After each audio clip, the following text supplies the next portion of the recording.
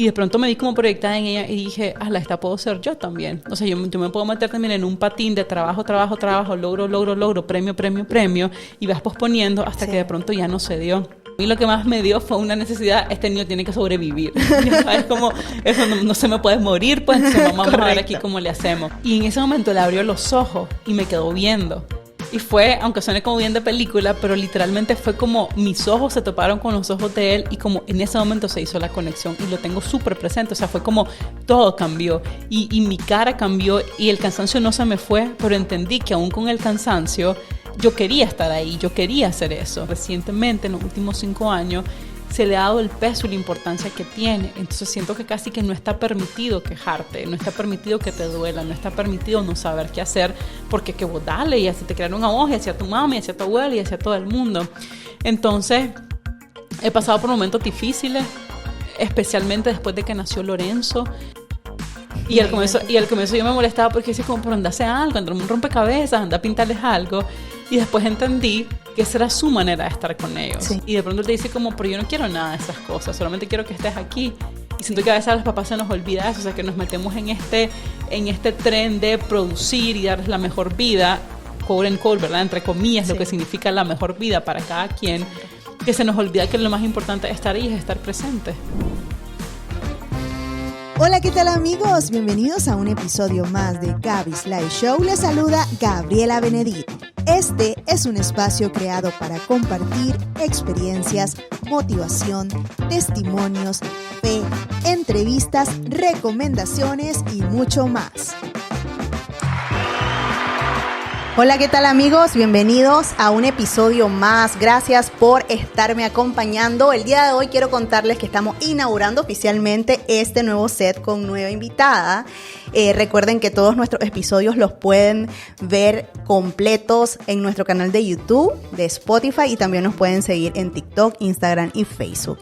Hoy quiero darle la más cordial bienvenida y agradecerle por estar aquí. Bienvenida Elaine Miranda, autora de Mujeres y Finanzas, experta en finanzas personales y conferencista internacional en temas financieros, mamá, esposa y mucho más podría estar mencionando. ¿Cómo estás? Bien, gracias. Por fin se nos hizo. Por fin se nos hizo. Veníamos posponiendo, Elaine. Desde diciembre. Sí, veníamos posponiendo. De hecho, que hace poco nos vimos en una transmisión y también tuve el honor de compartir con vos en Wido. Bien. Sí, estuvimos ahí compartiendo. Y aquí estamos. No vamos a hablar de números, no vamos a hablar de finanzas. Un buen descanso. Sí, un buen descanso. Yo creo que a vos te gusta hablar así como es, de vez en cuando de esos temas fuera de la caja. Fíjate que sí. Sí, ¿verdad? Sí, lo disfruto. Yo creo que tal vez por eso, porque rara vez me preguntan. Sí. Y al final las personas no solamente somos, ni somos solo números, ni somos solamente lo que hacemos. Sí. Hay mucho más. Entonces también es bonito compartir esa otra parte que la mayoría de la gente no conoce. La mayoría de la gente no conoce y ya estás familiarizada vos con los podcasts porque pues ya vos también te gusta poder compartir y es una plataforma por la que compartís también otro tipo de temas financieros, pero hoy no vamos a hablar de números, entonces vamos a hablar de un poquito de vos, Ela, como esposa, como mamá, y algunas cosas que nos pueden ayudar a muchos. De hecho que siempre les traigo invitados de lujo, no se quejen, ¿oyeron? Siempre les traigo invitados que nos inspiren, que por medio de sus vivencias y sus pláticas nos puedan ayudar. Pero detrás de todo eso viene una historia, viene una pauta que viene marcando tu camino. ¿Cuál fue tu primer encuentro con los números desde niña, Ela, en el que dijiste, esto me gusta? Fíjate que yo no era precisamente la mejor alumna en matemáticas, por ejemplo. En la primaria sí, todo lo que tiene que ver con aritmética, pero cuando llegamos a la secundaria, especialmente los últimos años, y veías, por ejemplo, geometría, trigonometría, y el coseno, y el seno, y la tangente, y no sé qué, a mí eso me costó un montón, de verdad. Además, yo tenía amigas, mi mejor amiga en aquel momento, que era un as con los números, y era como, Nancy, ayúdame, o sea, yo de esto no sé, no lo entiendo. Pero la verdad es que el tema de las finanzas, y de nuevo, va mucho más allá de los números. Entonces, fíjate que tiene que ver más con las emociones, pero sobre todo con el orden, con la organización, con la planificación. Sí. Y eso sí siempre me ha gustado. Que de hecho vos inclusive dijiste en tu espacio y en algunas otras plataformas que quisiste haber sido psicóloga o tal vez escritora. ¿Por qué? Sí. ¿Por qué? Fíjate que eso fue después de que estudié finanzas y estuve como mis primeros años de experiencia profesional, llegué a un punto en el que me di cuenta que yo no podía ni quería hacer finanzas corporativas el resto de mi vida. Y yo siempre digo que si alguien, y muchos empresarios, por ejemplo, han bromeado conmigo como, vente a trabajar conmigo. Y yo les digo, si viene mi currículum, nadie me contrataría, porque mi experiencia son 6 meses, un año. O sea, yo nunca duré más de un año en ningún trabajo y como que me cansaba de hacer lo mismo, ¿sabes? Entonces, en esa última hartazón de decir, esto no es para mí, y que comencé a pensar, ¿qué más quiero hacer? ¿Qué más puedo hacer? Ahí fue donde entró en juego el tema de escribir. Siempre me ha gustado leer, eso sí, siempre me ha gustado leer desde pequeña. Y es como de esas profesiones que uno ve chiquito y que como cuando los niños dicen quiero ser astronauta, dice quiero ser escritor, debe ser bien cool ser escritor, y todavía lo pienso.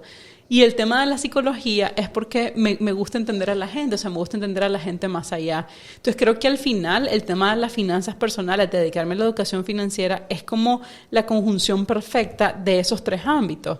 De la escritura, o sea, de la creación del contenido que puede ser escrito, puede ser escuchado, puede ser video. De la psicología, porque las finanzas, más allá de los números, es un asunto súper emocional, tiene que ver mucho con el comportamiento y con los hábitos de las personas, y finalmente con la parte financiera. Entonces siento como que encontré en las finanzas personales una buena combinación de las cosas que me gustaban. Sí, y esa parte de que te gusta entender a la gente, yo creo que cuando nos venimos creciendo y nos venimos desarrollando en nuestros hogares, hay cosas bien particulares que nos marcan nuestro papá o nuestra mamá. Sí. ¿Cuáles son esas lecciones bien profundas que vos decís? Con esto me quedé con mi mamá, porque sabemos, pues, en mi caso, papá y mamá no son perfectos, tienen sus errores. Y más cuando somos nosotros padres, los comprendemos mucho mejor. Totalmente. Pero hay ciertas acciones o ciertas vivencias con ellos que vos decís, literalmente yo soy esto porque esto fue muy fuerte, que lo marcó mi mamá en mí o mi papá en mí. Fíjate que sobre todo más mi mamá que mi papá. Mis papás se divorciaron cuando yo estaba bien chiquita, cuando yo tenía 2 años. Entonces, aunque no puedo decir que fue un papá ausente porque tal vez sería injusto hacer esa afirmación, pues no es lo mismo la presencia de tu mamá cuando vos vivís con ella que la presencia de tu papá, especialmente cuando estás pequeño. Los espacios que tenés para compartir son bien limitados. Entonces, definitivamente, mi infancia está mucho más marcada por mi mamá, o sea, por su presencia, por sus lecciones, por sus experiencias, por absolutamente todo.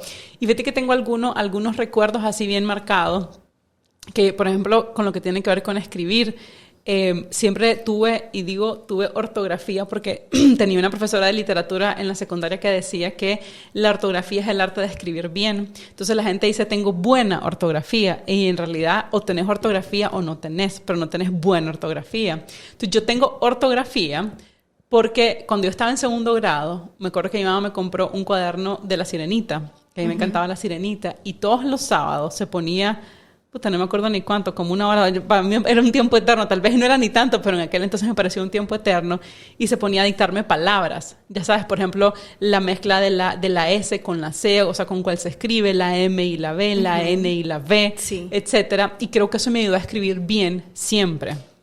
Después me acuerdo que ella siempre fue una persona súper organizada. Vivíamos en Carretera Sur, cerca del Incae. Entonces, en aquel entonces no había suburbana. Para ir a Managua, tenías que irte por el 7 Sur. Entonces, el gasto en combustible era bien alto. Y me acuerdo que siempre un tema en la casa era cómo nos organizábamos todos para salir al mismo tiempo, ¿verdad? Y hacer como una sola gira, una sola vuelta, porque cuando vos vivís en Managua, por ejemplo, vivís en Altamira, vivís en Villa Fontana, vos podés ir y venir a tu casa en cualquier momento porque estás a un paso, ¿verdad? 1 kilómetro, 2 kilómetros. Pero cuando vivís lejos, te tenés que organizar. Sí. Entonces, por ejemplo, yo hoy todavía, y vivo en Carretera Sur, pero no vivo tan lejos, siempre es como, ok, vamos a ir a Managua, y se siente como ir a Managua, entonces, ¿cómo nos organizamos? Y eso en realidad vos lo podés proyectar a cualquier otra parte de la planificación. Sí, y me pasa, fíjate, me pasa realmente, porque nosotros no podemos ir todos los días y nos organizamos. Exacto. Ok, tal día tenemos que hacer tal mandado, tenemos que ir todos. Y la vuelta que vas a hacer para... es cierto, tenés toda la razón. Sí, esas cosas, realmente hay cosas tan particulares. Yo te digo, por mi parte, me encanta motivar o vos platicas conmigo y me contás algo feo, Elaine, no te voy a decir te va a ir peor o te va a ir mal. O hay que encontrar las cosas buenas en cada una de las áreas de la vida y eso me lo marcó mucho mi mamá. Entonces siempre, nunca estar victimizándose de las cosas o estamos mal o está pasando tal cosa en la casa. Lo que sea, siempre mi mamá tenía palabras y palabras fue lo que yo siento que me dio para poder seguir ilusionándome, soñar, hacer mis metas y mis cosas. Y yo creo que sí es sumamente importante esas lecciones que les damos los padres. Y te digo que hace poco que lanzabas tu libro, fue muy emocionante. Vos no has contado que no llorás tan fácilmente, sí. Pero ese día fue muy emocionante y también estás marcando generaciones de niños incluso. Te cuento que la Angie acaba de terminar el libro Padre Rico, Padre Pobre, con un hambre en la que yo me quedé, wow, mami, necesito que me compre el libro de la Ela porque ya lo quiero leer. Y entonces ver cómo vas marcando todo esto, ya ahora en niñas, porque la primera libertad financiera empieza la primera libertad desde la financiera, decía vos siempre. ¿Cómo te sentís cuando niños tan pequeños, vos vas viendo que a la chocho, o sea, ya no son solo mujeres? Sí. Esto es más que impactar a mamá o a esposa. ¿Cómo te sentís de ir alcanzando estos logros? Fíjate que una de las cosas maravillosas que tenemos las mujeres, y cuando lo relacionamos con la educación financiera y los cambios en el ámbito financiero, es que la diferencia entre que una mujer y un hombre cambien es que cuando el hombre cambia, normalmente cambia él y ya, pero las mujeres incidimos en toda la familia. Entonces, sí, incidís en tu pareja, incidís hacia abajo en tus hijos, pero también puedes incidir hacia arriba en tus padres y hacia el lado en tus hermanos, en tus amigas. Entonces, yo no siento que yo cambie la vida financiera de toda la familia, siento que pudiera cambiar a la mujer y que después es esa mujer la que me ayuda a continuar con ese mensaje. Entonces, sí, por ejemplo, si vos no hubieras estado en el lanzamiento del libro de Mujeres y Finanzas, quizás tu hija no sabría de ese libro y no te diría lo quiero leer. Lo otro interesante, y sobre todo porque a veces decimos, pero son niños y tal vez ahorita no es el momento. Los niños son maravillosos, o sea, y son impresionantes además lo que pueden entender, cómo pueden racionalizar todo el tema financiero, a veces hasta mejor que los adultos, sí, y lo pueden hacer desde una edad bien temprana. Entonces, cuando pensamos en finanzas, normalmente lo que pensamos es cuando tiene su primer salario. Pero en realidad la vida financiera de las personas nace desde el inicio, desde que vos manejas dinero. Y ese dinero puede ser que te lo den mamá y papá, pero ya tenés una decisión que tomar. ¿Me compro la pizza o me compro los platanitos en el colegio? ¿Me queda dinero o no me queda dinero? ¿Guardo para después salir el fin de semana o no guardo? Entonces, sí se puede comenzar desde pequeña. Sí. O sea, la Angie es una niña realmente. Y fíjate, me la estaba imaginando leyendo el libro y digo, tal vez algunos de los testimonios no sé cómo se va a sentir leyéndolos, sobre todo los que están al inicio, que tienen que ver con un tema de suicidio, que son temas bien fuertes, pero me parece súper poderoso que una niña comience a leer un libro de ese estilo, porque sé que puede llegar el momento en que cuando ella tenga dinero para manejar, si haga un presupuesto, si se planifique, si ahorre, si quiera invertir, y puede tomar préstamos, porque los préstamos no son malos, pero sí, préstamos bien pensados, que es lo que casi no hacemos. Sí, y la verdad que eso de poder incidir en los niños es tan importante y tan, o sea, trascendental en la vida de ellos. Cuando estabas pequeña, ¿cuáles fueron tus primeros manejos con el dinero y con las emociones? Uh-huh. Porque sos una lectora súper activa, sí, y yo creo que los libros te enseñan tanto. Fíjate que creo que el colegio tuvo su primera incidencia para leer. Yo estuve en el Centroamérica y me acuerdo que nos ponían a leer un montón. Es más, todavía tengo algunos de los libros que el otro día dije, me estaban ocupando espacio en el librero, voy a buscar a quién regalárselo. Desde La Odisea y La Ilíada y Ben-Hur, o sea, y todos estos clásicos que ya te van dejando como la espinita. Pero cuando llegué a quinto año, me acuerdo que tenía una de mis mejores amigas que me puso una carta, me encanta porque en lugar de estar prestando atención en la clase estás leyendo. Y yo me sentaba siempre como al fondo, entonces yo tenía mi cuaderno, pero en realidad yo estaba leyendo libros, ¿no? Entonces creo que esa fue la primera influencia. Y con respecto al dinero, de las memorias que tengo es que bien temprano me dieron un semanario. Y en aquel entonces en la secundaria eran 100 pesos. que hoy 100 pesos al 15 no es nada, ¿verdad? En un día se le va. En aquel entonces 100 pesos era bastante, ¿verdad? Porque me acuerdo que la repocheta costaba 5 córdobas y la cuca costaba como 3. Entonces sí habían cosas interesantes que podía hacer con ese dinero. Y creo que marcó una buena pauta el decir, este es el dinero, si te lo acabas, ni modo, con la pena, esperar el próximo domingo a que te venga el próximo semanario, pero cómo lo utilizas bien, desde tomar decisiones como, tengo dinero, yo jugaba voleibol en el colegio, desde 4º grado hasta que me gradué, entonces yo me quedaba varias veces en la semana en el colegio porque me tocaba entrenar, y el dinero me debería dar para eso, pero habían decisiones que yo tomaba como, sí, yo tengo dinero para comprar comida en el colegio, pero no la voy a comprar y me voy a llevar algo de mi casa, porque quiero salir el fin de semana.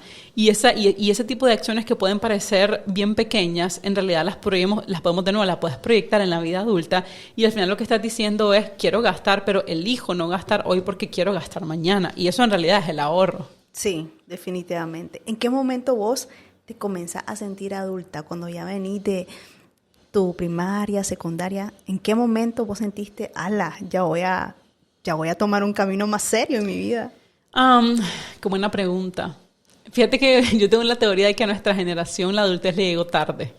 Siento que la generación de nuestros papás, por ejemplo, tuvo que madurar y hacerse adultos y hacerse responsables mucho más temprano. Y también tuvieron hijos mucho más tempranos de los que tuvo hijos nuestra generación. Yo fui mamá a los 33 años, por ejemplo. Mi mamá fue mamá a los 26 años y para su generación ya era tarde, o sea, en comparación con sus amistades, ¿verdad? Yo creo que la adultez, así como de sentirme adulta, realmente me llegó cuando me gradué de la universidad. O sea, yo estudié en la universidad en México, era una persona bien organizada, pero nunca me sentí como soy una adulta que es responsable de esto, de esto y esto. Sí, hay un peso sobre mis hombros de mi futuro. Exacto, pero cuando me gradué de la universidad y me tocó empezar a trabajar y empezar a vivir sola, ahí sí fue como, ok, espérate, me pagan esto, pero tengo que pagar la renta, tengo que pagar el combustible, tengo que pagar la comida, y entonces ahí empezás realmente a hacer tus presupuestos. ¿Y cuáles eran tus planes reales?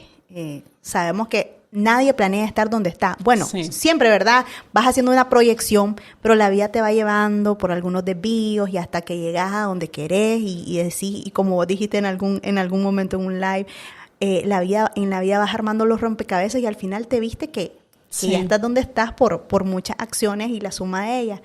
¿Qué hubiera hecho? ¿Cuáles eran tus planes? Creo que cuando estudié finanzas me imaginaba de dos maneras, y siempre como bien en el mundo corporativo, ¿verdad? O sea, o trabajando en el área financiera de empresas grandes, que así fue como comencé realmente, y pude haber seguido por ese camino profesional fácilmente.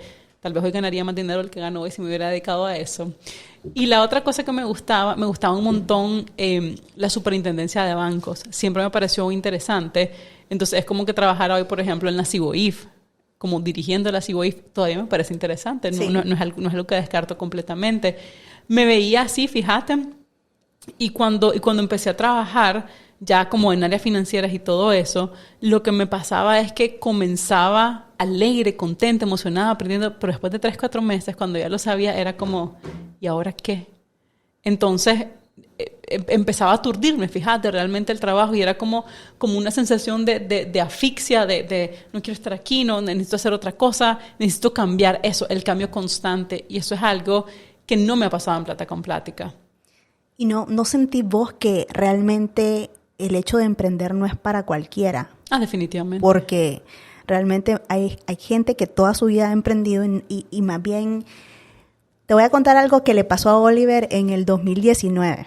O sea, vos sabés que en ese tiempo, pues, obviamente, el trabajo se paró, etcétera. Y, obviamente, la producción audiovisual era algo que era un lujo para la empresa. Uh-huh. Entonces, todo estaba como en pausa. Y entonces, en ese año nació The Social Booth, que es una cabina de fotos que tenemos, uh-huh, que nació con el pop-up, de hecho. Y era como que, o sea, vemos un negocio alterno o sacrificamos nuestros precios, ¿verdad? Porque, obviamente, pues ya tenemos estandarizado todo. Y Oliver me decía, no voy a sacrificar mis precios, voy a esperar, y nace de pronto The Social Booth. Y entonces, obviamente, era una situación económica difícil en ese momento, yo creo que para muchos.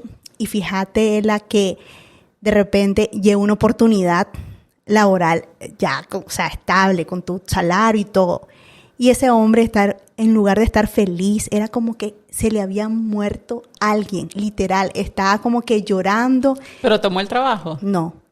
Solo la posibilidad del trabajo. Sí, o sea, estaba como que Gaby encontró un trabajo y es con un salario fijo y es en una empresa, pues no era mala la paga ni nada, pero vos sabés a lo que me refiero. Totalmente. Vos manejas tu tiempo, haces mucho más cuando ya estás bien enfocado en eso. Y entonces, y hay gente que no, que es lo contrario. Entonces, como que nacemos en propósitos y en sintonías diferentes. Por ejemplo, en nuestro caso, bueno, Oliver siempre ha trabajado así. Y en tu caso también, o sea, era algo como que no sentías aquella adrenalina, tal vez, ¿verdad? Fíjate que una cosa que a mí me llamaba la atención cuando yo estaba estudiando en la universidad en México, casi todos mis compañeros, y te estoy hablando probablemente el 80% de ellos, cuando vos les preguntabas qué querés hacer, todos iban a montar un negocio. Y reflexionando sobre eso, yo decía como, ¿por qué esta gente quiere montar un negocio? Quiero buscar un trabajo que me pague bien y que, ya sabes, y que sea una buena empresa y que sea una empresa grande. Sí. Y creo que creo que hay mucha influencia de nuestra familia, de dónde venimos, de qué hacen nuestros papás. Entonces, la universidad en la que yo estaba, en esa carrera en particular, casi todos estos eran chavalos y chavalas cuyos papás tenían negocios. Entonces, su camino a seguir era, claro, mi papá tiene negocio, pues yo también voy a tener negocio. Correcto. En mi caso, mis papás han trabajado toda su vida para una empresa, pues yo también voy a buscar trabajo para una empresa. Sí. Entonces yo poner un negocio en la universidad no fue algo que yo me planteé realmente. Sí. Y cuando yo comienzo a escribir de finanzas personales, yo no lo hago pensando en que voy a montar una empresa. Yo lo hago pensando en que a mí me gusta escribir, en que me gusta el tema del dinero, en que la gente tiene serios problemas financieros y que era un hobby para mí. Entonces el planteamiento viene hasta después y para mi familia también fue difícil aceptarlo. O sea, yo siempre cuento que yo creo que hasta la fecha mi mamá todavía se pregunta ¿y cuándo vas a ir a buscar trabajo? Ya sabes, como que si esto fuera algo. No, y tu mamá no entendía, o sea, ¿cómo vas a hacer, cómo vas a vivir de esto? Exacto. Entonces, y mi familia igual. Tengo una tía que vive en Miami, cada vez que voy me dice como deberías de meterte a las páginas del Banco Mundial, del FMI, todas estas organizaciones, porque vos ahí podrías tener trabajo. Y yo como, sí, pues, pero es que yo no estoy buscando trabajo ahí. Entonces creo que cambiar esa mentalidad cuesta. Eso con respecto a lo que uno trae, ¿verdad? Ahora, lo otro es, a veces el tema del emprendimiento lo hemos romantizado demasiado, especialmente, pienso yo, desde que surgió Silicon Valley y surgieron todos estos unicornios y entonces, ya sabes, el ambiente de Google y la libertad y vos dale y vos podés. Que te lo venden de una forma tan fácil. Y el montón de libros que uno se emociona. ¿Quién no se va a emocionar con todo eso? Claro, por supuesto. Sin embargo, no creo que todas las personas, va a sonar feo, no creo que todas las personas traigan por dentro lo que se requiere para tener un negocio, porque tener un negocio no es fácil.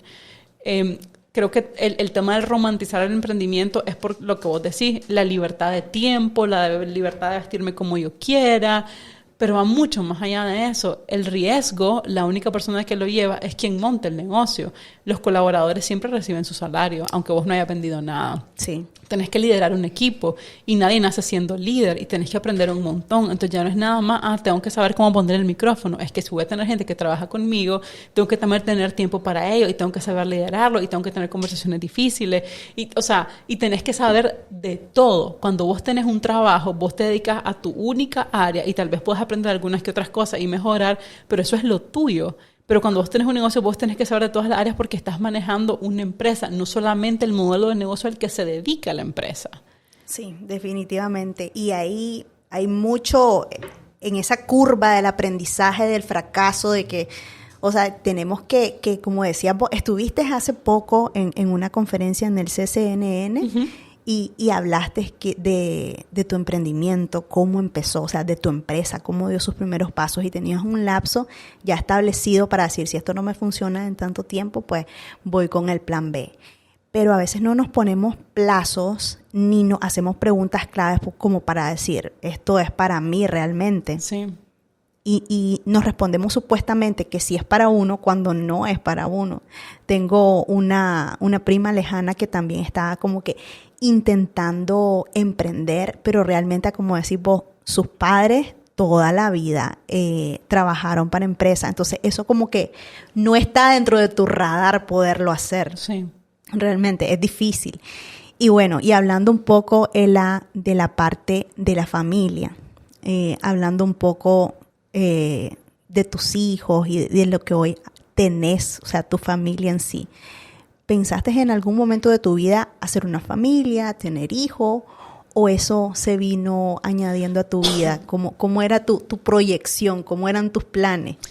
Creo que al inicio sí, o sea, creo que siempre me pensé en alguna edad casada y con hijos. Después en algún momento no. Después cuando ya se iba acercando como los late 20s, pues como la última parte de los 20, ya era como, no sé, no necesariamente necesito esto, no necesariamente quiero esto. Después apareció Yacir en la escena y fue como, bueno, el tema de casarme podría ser una posibilidad. Pero también tuve un lapso en el que dije, no quiero hijos. Y es que tener hijos es bien demandante y uno lo sabe, pero no lo dimensiona cuando no lo has tenido. Realmente sabes lo que es hasta que los tenés.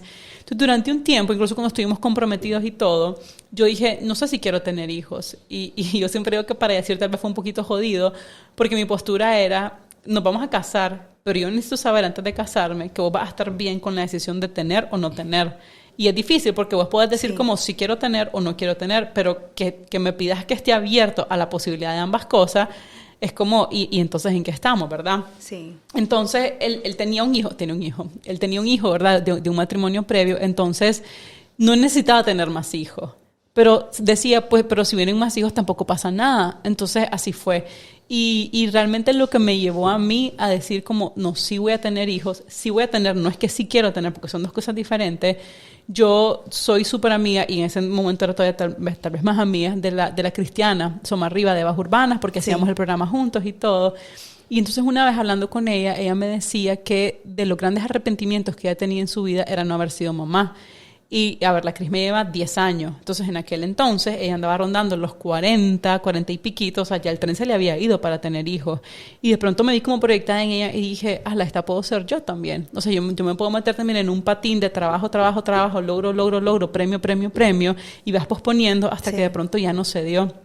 Y entonces dije, no me quiero arrepentir. O sea, ahorita, en aquel entonces, estoy hablando de 2017, si me lo preguntan ahorita, yo no quiero ser mamá. Pero me da terror arrepentirme y en 5 años decir, si hubiera querido porque ya no hay nada que hacer. Sí. Entonces, básicamente yo decidí que quería tener hijos porque me da miedo arrepentirme después de no tenerlo. Y claro, ya una vez que uno está embarazada y tiene el bebé y nace el bebé, y ya pues se desarrolla el amor.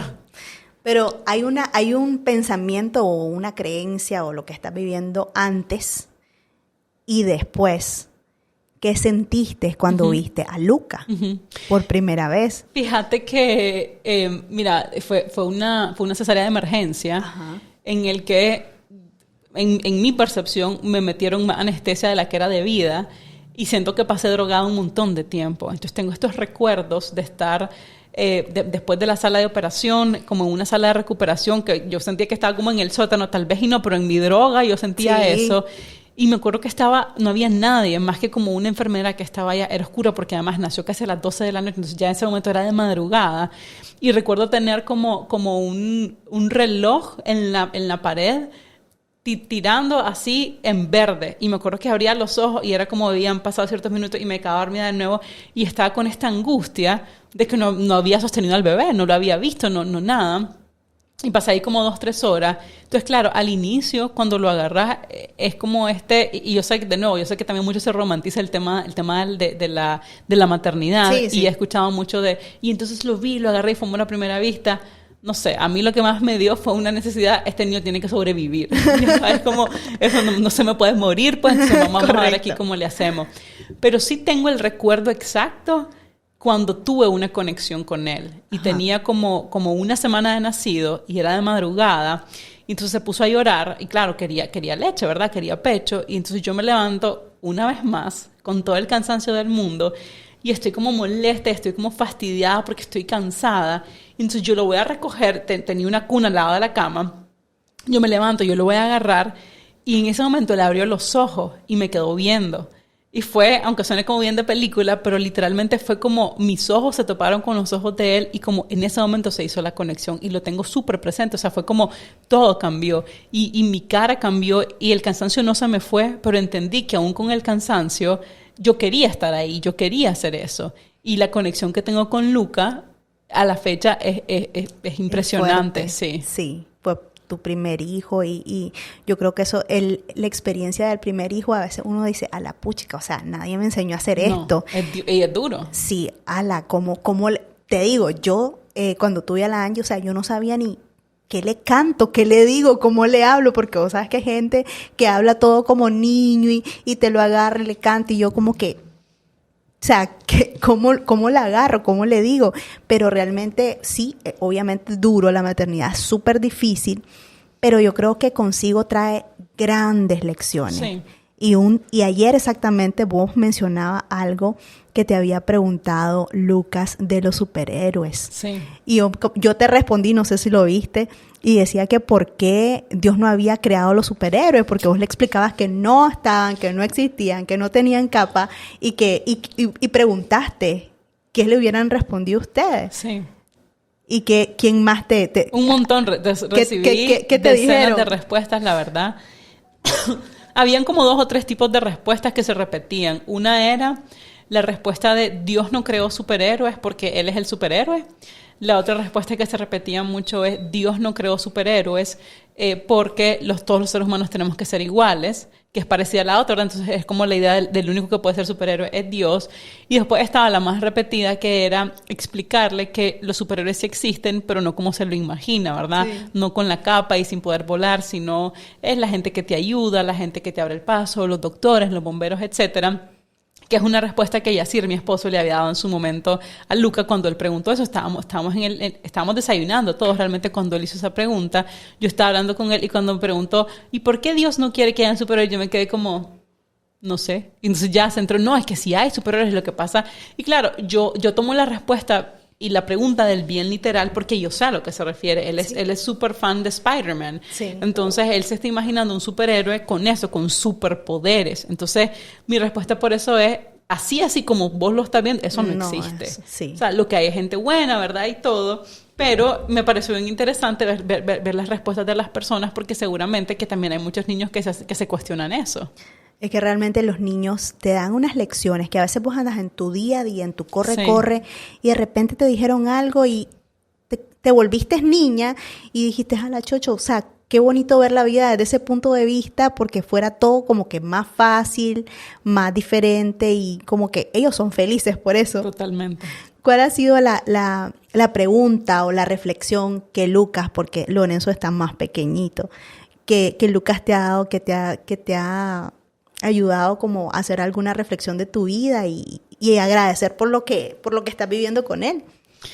Mira, Luca, lo que pasa es que Luca además habló desde chiquito, bien chiquito, y entonces tiene 4 años, pero vos podés tener una conversación con él como que fuera un adulto, y desde que tenía 2 años realmente hablaba así. Entonces creo que a lo largo del tiempo han habido una serie de conversaciones que realmente te dejan ahí como con la sensación de ¿de dónde viene esto? ¿De dónde viene esta pregunta? Y yo empecé haciendo algo, así como compartí esa conversación en Instagram ayer. Durante un tiempo estuve compartiendo mini conversaciones en Facebook por el simple hecho de que me quedaran ahí como recuerdos. Sí. Ya sabes que 1 año después, 2 años después lo estuvieran recordando. Sí, yo la he visto, sí. Pero el año pasado compré unos cuadernos para empezarles a escribir. Y mi meta, que todavía no la consigo, pero mi meta es escribirles 5 minutos cada día. A veces logro hacerlo un par de días seguidos, después me detengo, ¿verdad?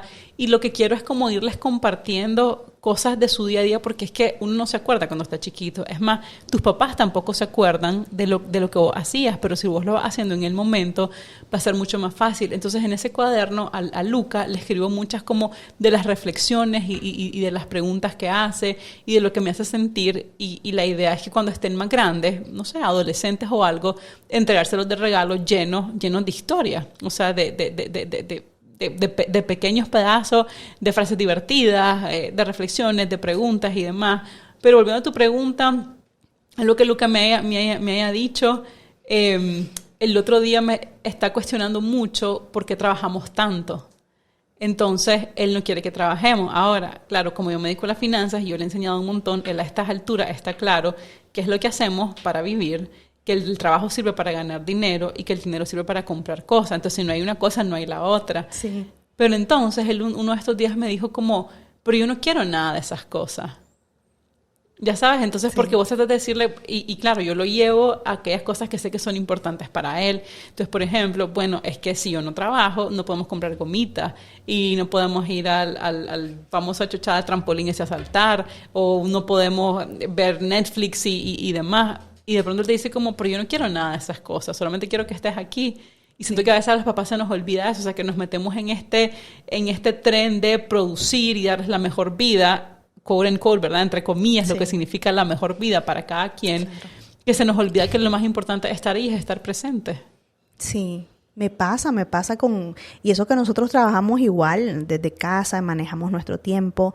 Y Matías se pega a unas cabangas cada vez que me voy todo el día. Igualito me pasa. Y entonces como que lo estás traicionando, literal. O sea, me estás traicionando, me estás dejando. Y uno como que le explica y tenés toda la razón. Y en esta parte de la maternidad, Ela, ¿quiénes han sido esas personas que han sido tu apoyo? Como para comprenderte, como para decir, o sea, esto es la vida real y va a pasar y es parte de... Fíjate que creo que probablemente el área de mi vida donde menos apoyo he sentido es en la maternidad. O sea, creo que hablar de, por ejemplo, de problemas empresariales, tengo un grupo grande a través de yo, a través de la aceleradora de gente con la que me puedo desahogar en cualquier momento, temas personales y demás, pero el tema de la maternidad siento que de cierta manera es un tema nuevo. O sea, aunque toda la vida hemos vivido la maternidad porque si no existiríamos, está tan normalizado tener un hijo que siento que hasta ahora, recientemente, en los últimos 5 años, se le ha dado el peso y la importancia que tiene. Entonces siento que casi que no está permitido quejarte, no está permitido que te duela, no está permitido no saber qué hacer, porque que vos dale, y así te crearon a vos, y así a tu mamá, y así a tu abuela, y así a todo el mundo. Entonces, he pasado por momentos difíciles, especialmente después de que nació Lorenzo, y me ha sido difícil tener gente con quien compartir. Creo que de los momentos más difíciles que vivo en mi vida fue a mediados del 2021, en un proceso en el que Jazz se fue 4 meses del país y me quedé con un niño de 2 años y medio y con un bebé de 6 meses sola en la casa, y fue horrible.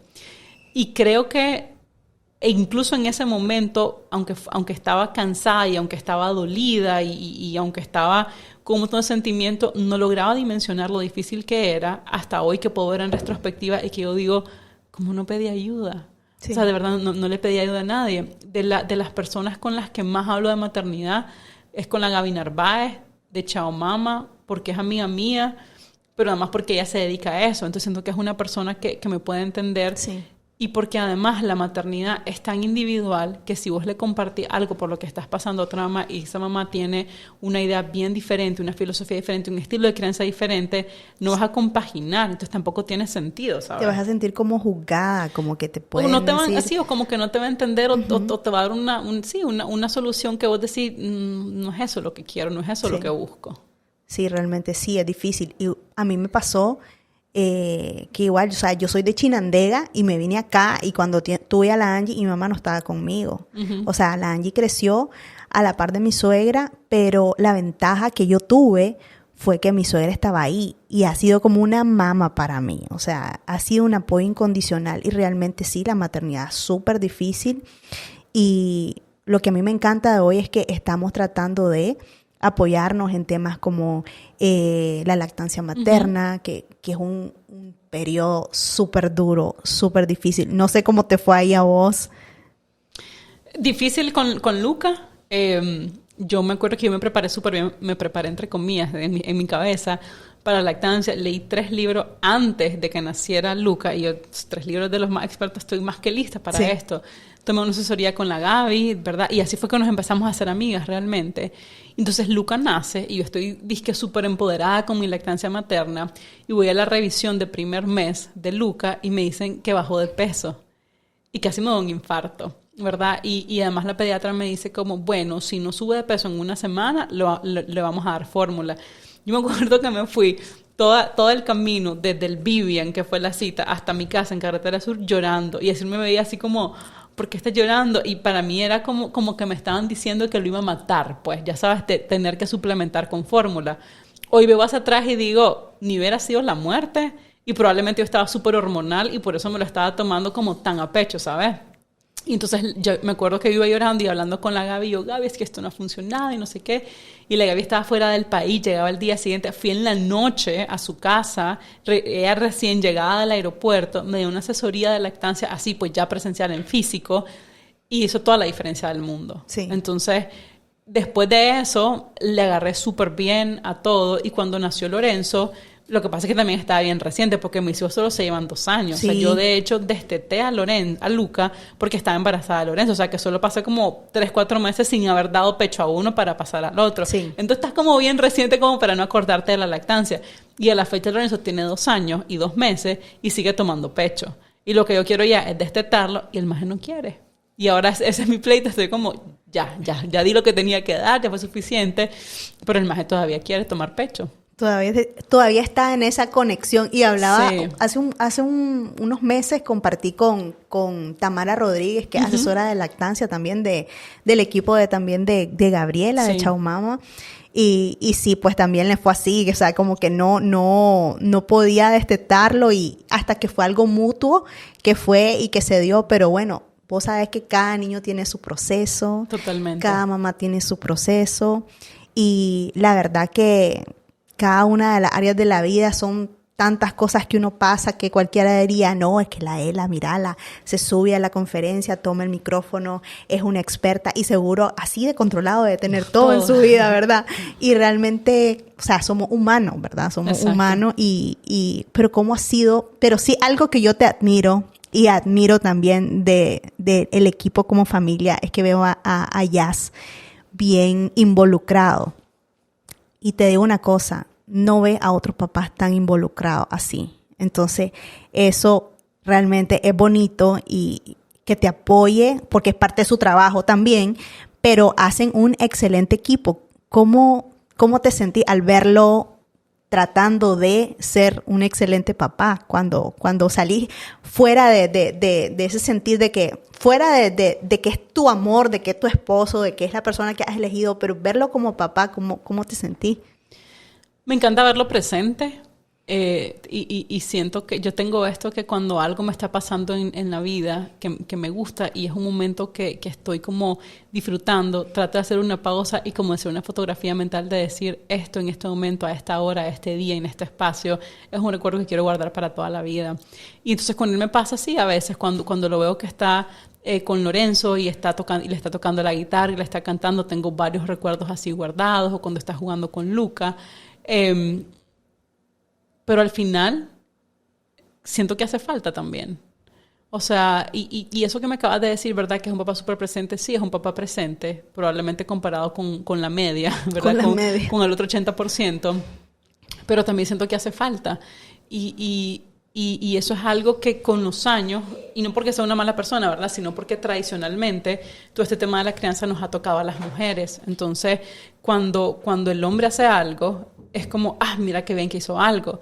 Pero si lo hace la mujer es como si, pues claro, es tu trabajo, ya sabes. Entonces creo que todavía en realidad hace falta como nivelar las responsabilidades que tenemos, las horas que tenemos, y también respetar el hecho de que tenemos ideas diferentes de crianza. Entonces, por ejemplo, para mí, estar con mis hijos quiere decir estar haciendo algo activamente que a ellos les gusta y que ellos disfrutan. Para ellas, estar con sus hijos es estar viendo televisión.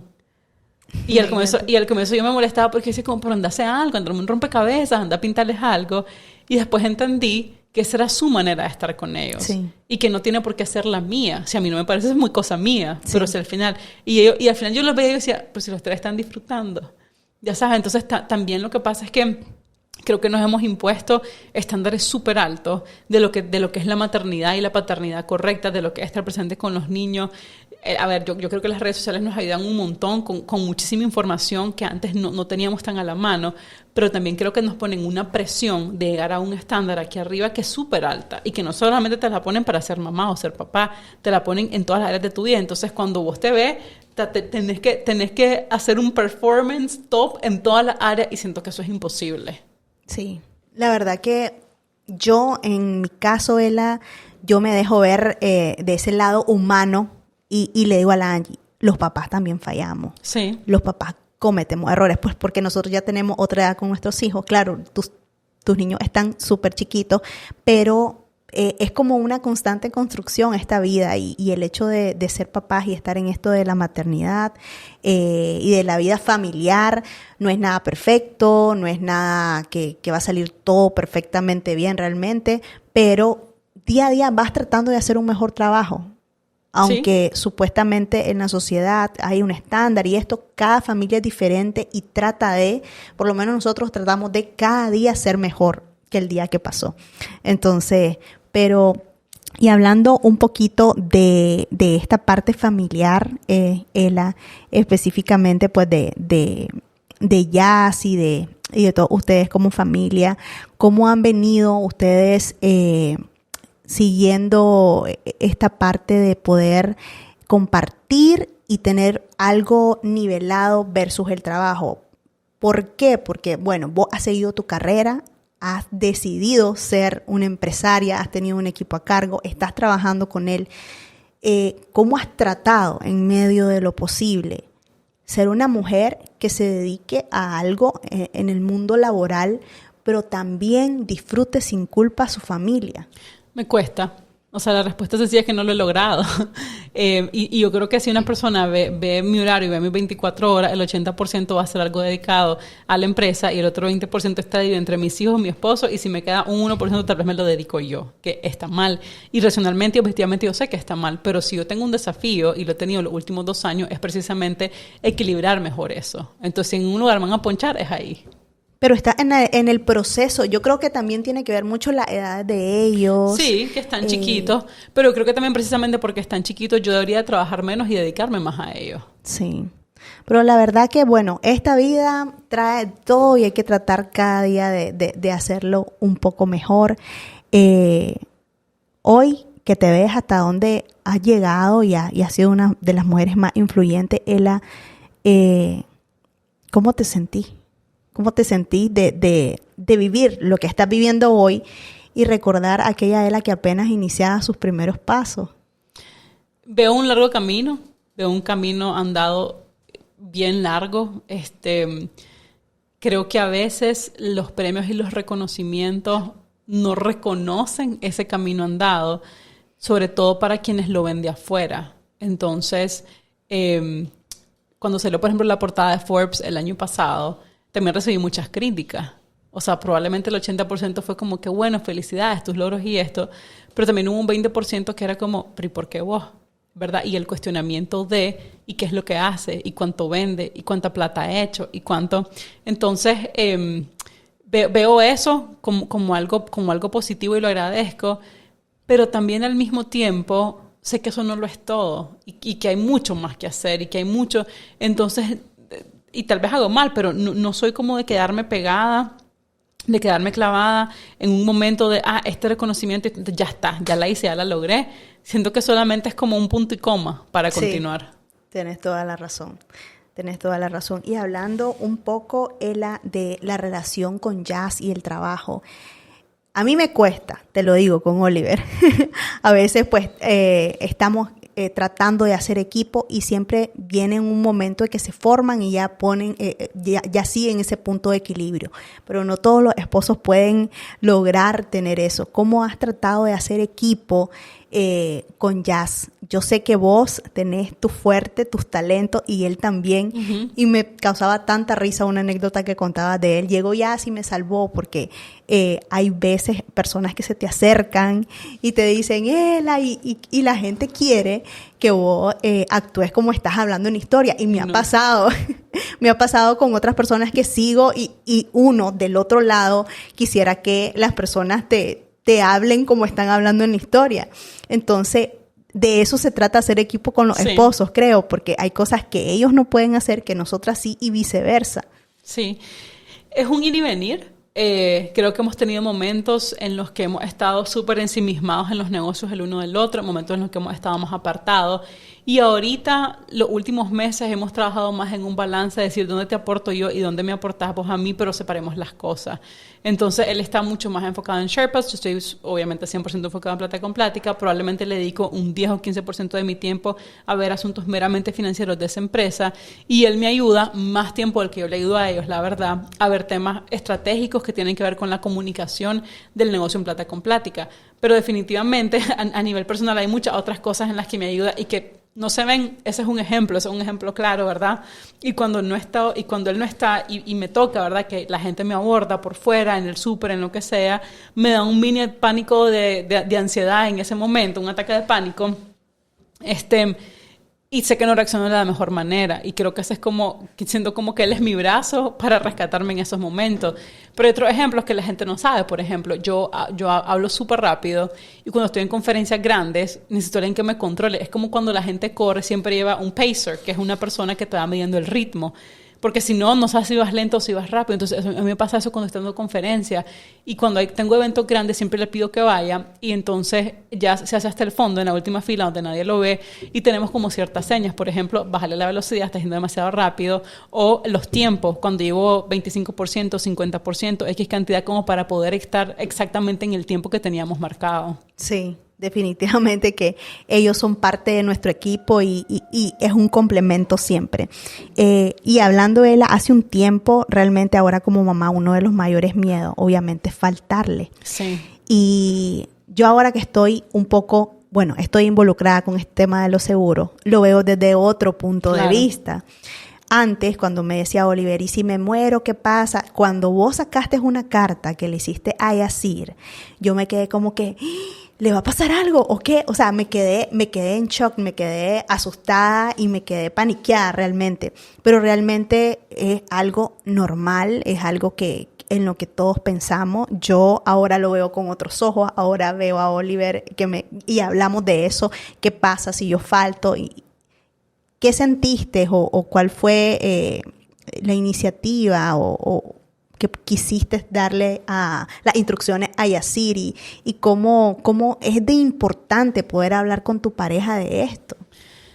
Definitivamente cuando uno tiene hijos, el tema de no estar un día se vuelve más importante, ¿verdad? Sí. Y da mucho miedo. Cuando sos vos solo decís, pues, ¿qué pasa si me muero, verdad? Pero pues no pasa nada.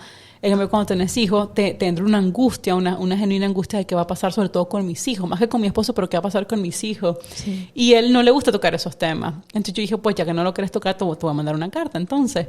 Y después dije como, espérate, pero la gente tiene que escuchar esto, porque probablemente todas las parejas están también en esta situación. Y entonces es como cuando las personas pasamos por momentos difíciles de cualquier tipo, es bien difícil ser racional. Es difícil, pero si vos ya tenés una serie de indicaciones, es mucho más fácil seguir porque no tenés que decidir en ese momento con todos los sentimientos a flor de piel. Entonces, ese fue como el objetivo de esa carta y hoy bromeamos alrededor de eso. Entonces, por ejemplo, Jazz tiene un doble seguro de vida. Yo solamente tengo uno y yo le digo, pues que es más probable que te mueras pues a que me muera yo. Se lo digo en broma, pero es una realidad. Y entonces, él me dice como, sí, pero también la verdad es que deberíamos de buscar otro seguro de vida para vos porque si te pasa algo a vos, que he chutado yo aquí con estos dos chavalos, ¿verdad? Entonces, creo que hay un mito de que eso es como llamar a la muerte. Sí, exactamente. Y no tiene nada que ver. Es un mito, realmente. Eso no está llamando a la muerte. Estás hablando de algo que podría pasar. Tal vez no pase, pero podría pasar. Y si llega a pasar, va a estar más preparado. Ayer justamente yo andaba en la vela del esposo de una profesora de Luca y tenía 42 años. Estaba súper joven y dejó 2 niños, o sea, uno de 9 y uno de 11. Y yo la veía a ella y estaba hablando con alguien y yo le decía, es que perder a una pareja es diferente que perder un hijo, porque cuando vos perdés una pareja, creo que la mayor es como la desesperación de decir, ¿qué voy a hacer? Ya sabes, o sea, ¿cómo voy a mantener? ¿Cómo voy a seguir? Pero cuando se te muere un hijo, es como la desolación, es como la desesperanza de decir, ¿cómo sigo? Pero no económicamente, ¿cómo sigo por mí sin esta parte mía que me quitaron, sin esto que se me fue? Entonces, es algo difícil, pero es un tema importante de tocarlo, de hablarlo así de manera real, aunque a veces nos duela o digas, no es que va a pasar, pero exacto, es importante tocarlo. Y tampoco es que le tenés que estar dando ahí todos los días el tema, ¿verdad? Pero hay que tener la conversación. Hay que tener la conversación. Ela, te agradezco por haber compartido conmigo este tiempo. Gracias por haber aceptado la invitación. Me encantaría que cerraras con algún mensaje de las mujeres que somos reales, así, que fallamos, que estamos en la lucha de que queremos ser 100% más esposa y darle con todo, pero realmente no siempre podemos con todo y poder cerrar con esa parte humana que todas tenemos y con las que luchamos. Quizás nada más que nos la tomemos más al suave. O sea, no siempre podemos desempeñarnos al 100% en el 100% de la área. y que la mayoría de las cosas que vemos en redes sociales no es que sean falsas, pero son solamente un pequeño porcentaje de la vida real de alguien. Entonces, compararte con ese estándar no te hace nada bien. Tienes toda la razón. Muchísimas gracias, Ela, por compartir conmigo. Gracias a todos ustedes por habernos acompañado. Esperamos que haya encantado el episodio. Nos vemos en un próximo.